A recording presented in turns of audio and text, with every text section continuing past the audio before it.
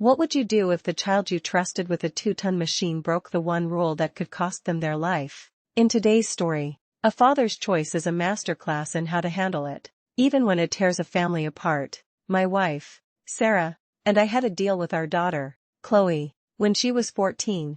We promised that if she proved herself responsible and kept her grades up, we would buy her a car for her 16th birthday. We even drew up a light-hearted contract to make sure we were all on the same page. The rules were simple: maintain good grades, keep a good attitude, only one friend in the car at a time to start, and always let us know her whereabouts. And then there were the two unbreakable, life or death rules: absolutely no drinking and driving, and no texting and driving. We were crystal clear that while we were buying the car, it was a privilege for her to use, not a right. We kept our end of the bargain, getting her a reliable 2012 Honda Civic. For a while, everything was perfect. Chloe is heading off to college in a few months, and with her summer job and social life, the car gave her the freedom she'd earned. Everything was going swimmingly, until it wasn't. The illusion of our responsible daughter shattered thanks to the Nextdoor app, where locals had started a crusade of posting photos and videos of terrible drivers in our area.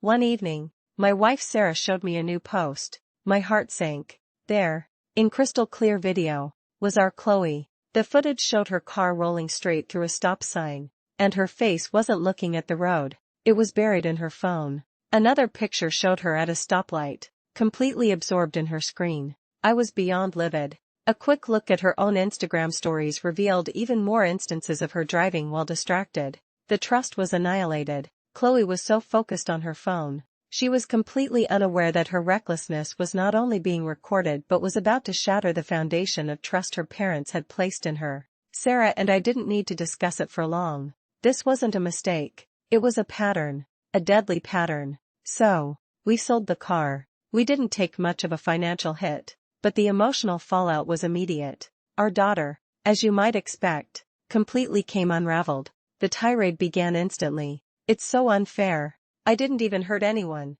Everybody does it," she screamed. "How am I supposed to get to my job? What am I going to do when I go to college?" We stood firm. "No, Chloe, it's not unfair," we told her. "You hurt us by being a dangerously irresponsible driver. No, not everyone does it. You can walk, ride your bike, or take a bus to work. And as for college, you don't need a car to get to classes." She then tried to play the emotional card. How can you send your daughter to college without her safety in mind?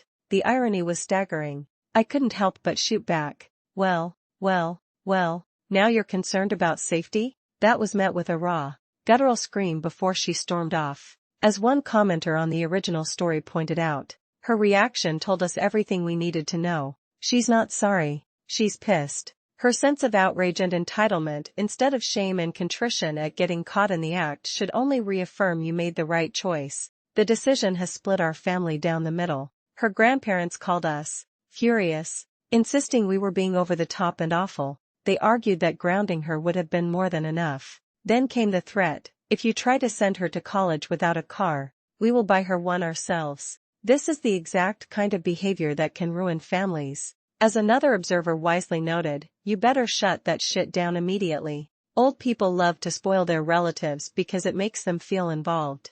Also, it sounds like there might be some deeper need to undermine your authority as parents. The commenter was right. We had to make it clear that their desire to care for their granddaughter was dangerously misplaced and would not be tolerated. After all, distracted driving kills. Full stop. But it's too late for second thoughts or for their intervention. The car is already sold and gone. I believe we did the right thing. We laid out the rules for a privilege she was given. She broke those rules in the most dangerous way possible, and now she has to face the consequences of her actions. As for college, she had a car to take with her, and she chose to throw that opportunity away. This story teaches us a hard lesson. True parenting isn't about giving your kids what they want. It's about giving them what they need. Even if that means a painful lesson in responsibility. Actions have consequences, especially when lives are at stake. So now I ask you, was selling the car a fair and proportionate punishment, or was it an over-the-top reaction that will only breed resentment? Let us know what you think.